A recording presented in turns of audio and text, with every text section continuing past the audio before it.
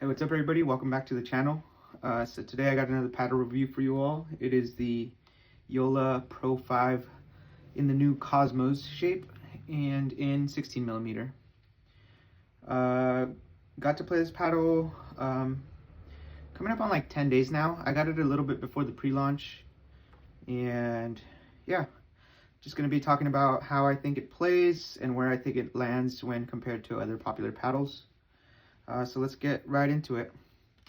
So as far as how it plays, I would say it's super similar to the Pro 4, and that's to be expected. They didn't really change much besides the new, I think it's called a kinetic frame, and then some sort of flex technology in the throat. So yeah, it really did feel very similar to the Pro 4. It has, I would say, it does have a little bit of a softer feel.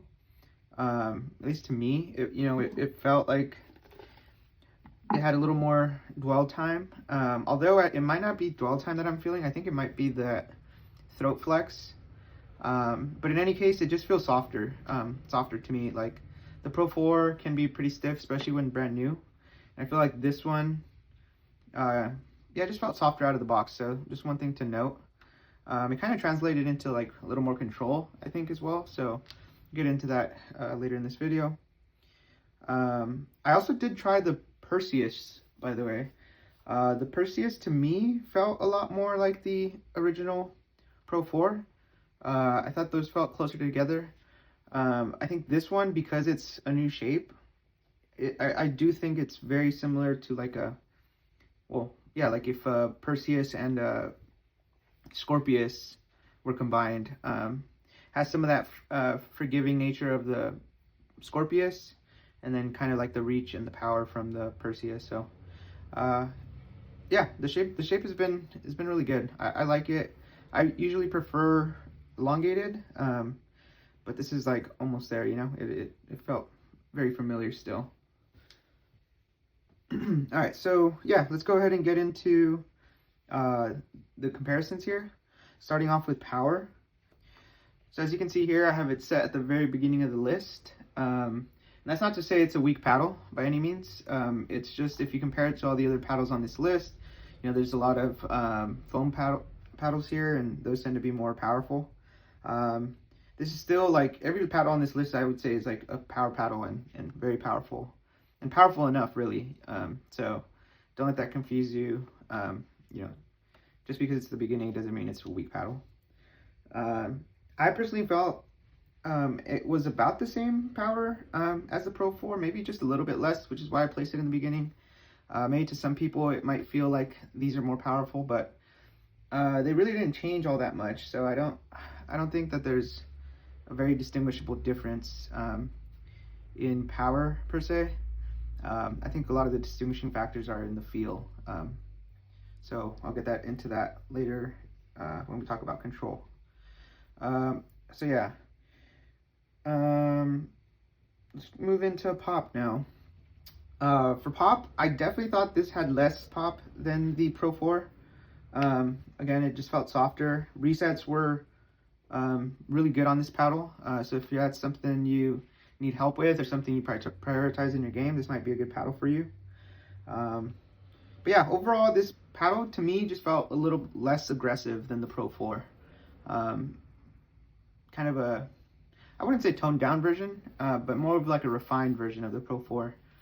So they kind of like just made the feel better, a little more control. So yeah, I guess, yeah, that leads us into the last category here that I have, and that is control. I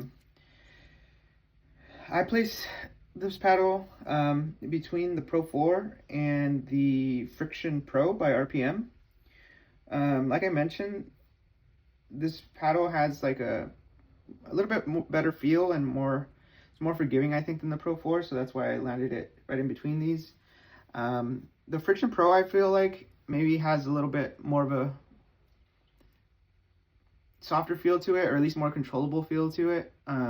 Maybe it has to do with the sweet spot. I think the Friction Pro is personally my favorite Gen 3 paddle still to this day. So it's just kind of, I didn't feel like this one really beat it. And one thing I'll say about the two paddles is that the Friction Pro, I think, is grittier out of the box and just has a lot more spin. And I think that's one thing where Joola really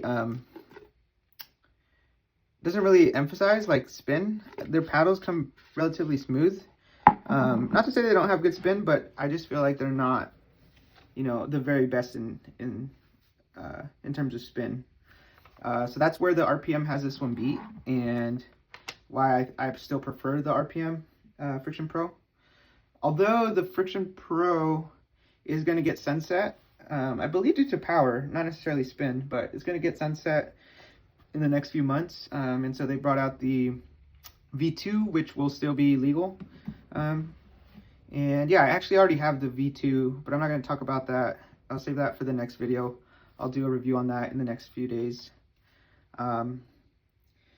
But yeah, that's what I'll say here. I think this one just lacks a little bit of spin, but the control is great. It's, you know, at the top basically here, just behind the RPM. So, you know, if you prioritize control, this is, again, another good paddle for you. Cool. So moving on to this new section that I've added to my video format, and that is rankings, my personal rankings. So I wanted to rank this against other similar paddles, and that is like other Gen 3 paddles. So as you can see here, again, it's up there, but not quite the top for me. Specifically for Gen 3s, I still prefer the RPM Friction Pro. I will mention this list isn't necessarily focused on the price of the paddle. I don't really take that into consideration. It's just like, what is my favorite paddle? You know, cause I have a lot of these in my bag, or at some point had them in my bag. So it's more so, you know, which paddle do I prefer to play with? And the RPM is still my favorite for Gen 3s. So yeah, the Kosmos is in second place. It plays really great. I would, you know, it's my second choice for sure from this list. It's almost interchangeable with the Pro 4, but I don't know, I just didn't want to flood the top of my list with Joola paddles. So I will say the Luz Cannon is up there as well, which is why I have it third here. And if I were considering price, obviously the Luz Cannon is the best bang for your buck. And yeah, honestly, like the best paddle you can get for $100, at least Gen 3 wise. So yeah, this is my list of favorite paddles to least favorite. There's probably a lot missing on here, but these are just kind of like the popular ones that I think are worth, I don't know, showing where they land. Maybe I'll make a overall ranking as well, where I, you know, don't separate them by paddle generation, and just my overall picks. If any of you guys are interested, maybe I'll put that in the next video. But anyway, that wraps it up for this video. I will say, I guess, final thoughts here are, for most people, this paddle isn't really going to make sense. The only people that I would recommend this to are, you know, if you love the Pro 4, but wish they had a hybrid shape, or maybe Scorpius users who kind of want to move into like a more elongated shape. I think this paddle would be perfect for you guys as well. You know, you don't have that option in the Pro 4 lineup, so yeah, that's my 2 cents. Hope you enjoyed the video. Thanks for watching, and I'll see you guys in the next one.